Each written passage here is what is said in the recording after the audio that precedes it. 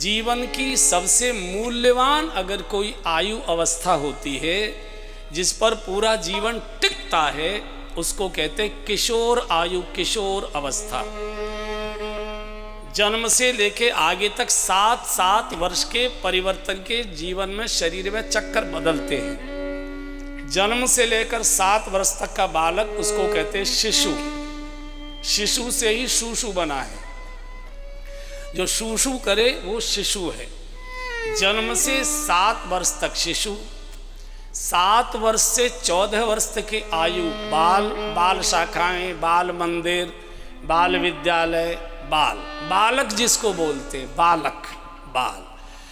14 वर्ष से लेकर 21 वर्ष की आयु, इसको कहते हैं किशोर अवस्था। 21 से 28, 35, 42, 49 ये होती है युवावस्था, 4 चक्र। फिर प्रौढ़ और वृद्धावस्था। ध्यान से सुनिए, हम सब गृहस्थी बैठे हुए। 14 वर्ष से 21 वर्ष की आयु ये बालक और बालिकाओं के लिए अमृत तुल्य होती है। अगर ध्यान न दिया तो विष तुल्य हो जाती है। इस अवस्था में बालक बालिकाएं सध गए तो दुनिया में कहीं जा सकते हैं, कोई हिला नहीं सकता। और इस अवस्था में फिसल गए तो ब्रह्मा भी बचा नहीं सकता। 14 वर्ष से 21 वर्ष की आयु ऐसी होती है जिसमें बुद्धि भी विकसित होती है, शरीर के अंग भी विकसित होते हैं, शरीर की रचना में परिवर्तन होता है, आचरण व्यवहार में परिवर्तन होता है, उद्दंडता शरीर में उच्छृंखलता बढ़ने लगती है, माता पिता की आज्ञा की अवहेलना करने लगते हैं, अंधेरे में छुप कर जाने लगते हैं, माता पिता से मुंह छुपा कर रहने लगते हैं। इस समय बहुत आवश्यक होता है अपनी दृष्टि में अपने बच्चों को रखना। ये आज थोड़ा इसकी अवहेलना हो रही है, इसलिए थोड़ी देश में हमारे में दिक्कतें प्रारंभ हो गई हैं। उस पर मैं बहुत टिप्पणी इसलिए नहीं करूँगा कि कोई अभी महारोग जैसा नहीं आया है, अभी केवल लक्षण प्रकट हुए हैं, अभी कोई ऐसी घबराने की आवश्यकता नहीं। लेकिन जो कथा सुन रहे हैं वो कम से कम इस मानस के आधार पर बच्चों को अपनी दर्शन कक्षा में रख सकते हैं, अपनी दृष्टि में रख सकते हैं। कहाँ जाता है बेटा, बेटियाँ कहाँ बैठती है, क्या पढ़ते हैं, क्या देखते हैं, क्या करते हैं, बहुत छोटी छोटी बातें। इसमें अगर दिक्कत हो गई, भगवान गुरु पूजा के लिए आए। गुरु केवल शरीर नहीं है, गुरु प्रवृत्ति को कहा है, गुरु व्यक्ति को नहीं कहा, गुरु व्यक्तित्व को कहा है। गुरु गुण का प्रतीक है। गुरु माने ज्ञान, गुरु माने गंभीरता, गुरु माने धर्म, गुरु माने सत्य, गुरु माने मर्यादा, गुरु माने संकल्प, गुरु माने सद्गुण। ये जितने भी पुल्लिंग के सद्गुण हैं ये सब गुरु के प्रतीक हैं। गौरी केवल शंकर जी की पत्नी ही नहीं है। गौरी माने गरिमा, गौरी माने गंभीरता, गौरी माने सौम्यता, गौरी माने शील, गौरी माने समर्पण, गौरी माने दया, गौरी माने ममता, गौरी माने ममत्व। ये जो स्त्रीलिंग के जितने सद्गुण हैं ये सब गौरी के प्रतीक हैं। बच्चे को इन गुणों की ओर, ज्ञान की ओर, गंभीरता की ओर, सत्य की ओर, परिश्रम की ओर, सद्गुणों की ओर, चारित्र की ओर, सद्गुणों की ओर बच्चा हमारा कैसे बढ़े इसकी चिंता करें। और बिटिया रानी, चूंकि इनको माँ भी बनना होता है, ये जनेता बनेंगी, तो इसलिए इनमें समर्पण चाहिए, सौम्यता चाहिए, शील चाहिए, धर्म चाहिए, गंभीरता चाहिए, ममत्व चाहिए, दया चाहिए। जो जितने भी स्त्री गुण के, स्त्रीलिंग के जितने सद्गुण हैं ये सब चाहिए। सारी दुनिया की सारी शक्तियां इस देश की युवा पीढ़ी को नष्ट करने में पूरी ताकत लगा रही हैं, पूरी ताकत लगा। किसी भी देश की संतति को, संतानों को नष्ट भ्रष्ट करना हो, उसकी संस्कृति को, समाज को नष्ट करना, कुछ करने की आवश्यकता नहीं। उसकी 3 चीजें बिगाड़ दीजिए। उसका भोजन बिगाड़ दीजिए, उसका भेष बिगाड़ दीजिए और उसकी भाषा बिगाड़ दीजिए। ये 3 चीजें बिगाड़ दीजिए, आपको कोई शस्त्र से कुछ करने की आवश्यकता नहीं, ये वो समाज नष्ट हो जाएगा।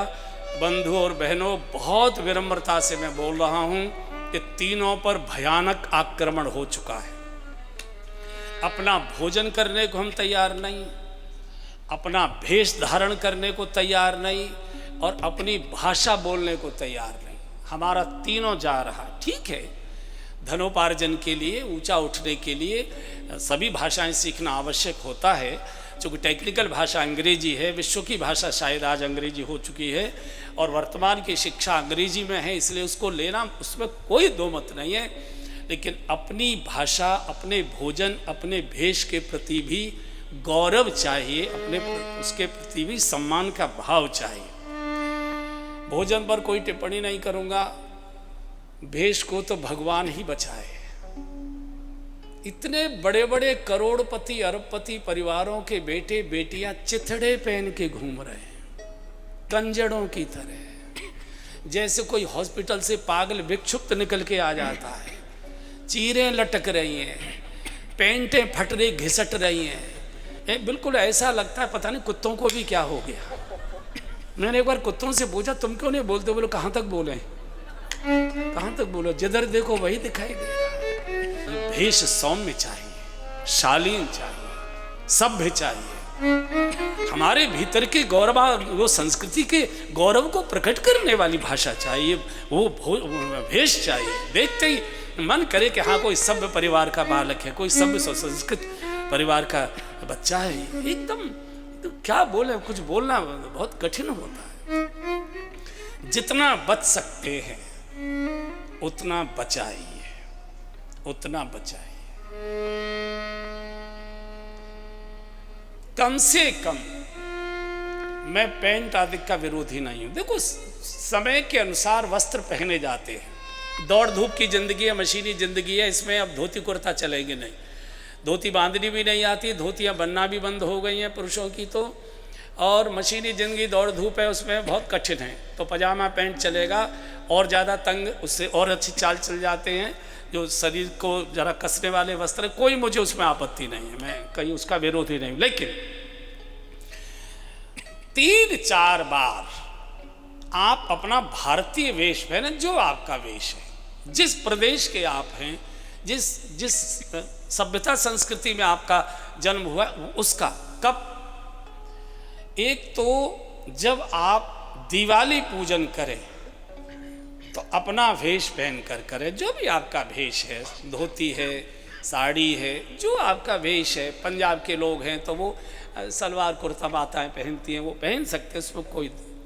एक दूसरे, अपना जब जन्मदिन मनाएं उस दिन अपना भारतीय वेश पहने। 2 तीसरे, जब आप विवाह के लिए जाएं तो अपना भारतीय वेश पहनकर उस दिन पहनिए, उसके बाद तुरंत उतार दीजिए, मुझे आपत्ति नहीं है। चौथा, रक्षाबंधन और द्योज, जब आप बहन से राखी बंधवाएं और टीका करवाएं तो अपना भारतीय वेश पहनकर बैठे, उसे लगना चाहिए मेरा भारतीय भैया है, उसी को राखी भाई, यही मेरी रक्षा करेगा। 4 बार। बाकी आपको जितने चिथड़े पहनने पहनो, मुझे कोई आपत्ति नहीं, लेकिन इतनी कोशिश करें तो आपको लगेगा कि हम लोग भारत में जन्म रामकृष्ण के संतान हैं, उनकी संस्कृति को कुछ न कुछ जरूर करिए।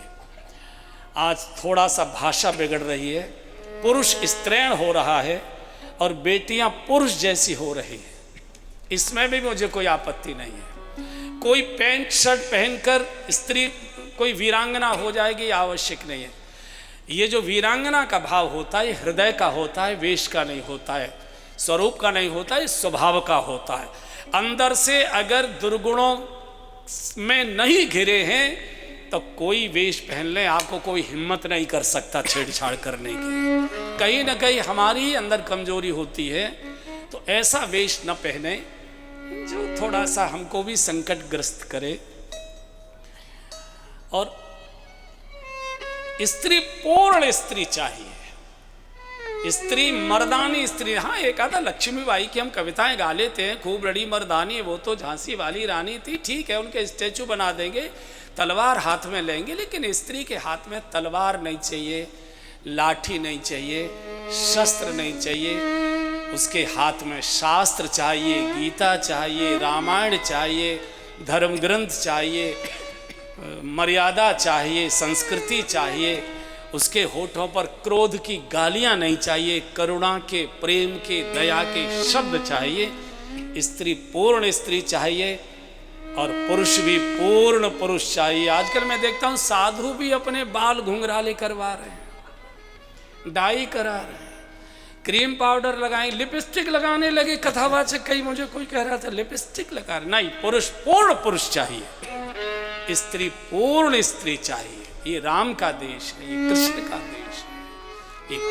ये सारे विश्व को यहाँ से ज्ञान, पूरे प्राण शक्ति जाएगी। भारत डूबा तो विश्व में कुछ भी नहीं बचेगा, कुछ भी नहीं बचेगा। इसलिए भारत जीवित रहे, और भारत जीवित तब रहेगा जो भारत में भारत की संस्कृति जीवित रहेगी, वो दिखाई देनी चाहिए, रामायण दिखाई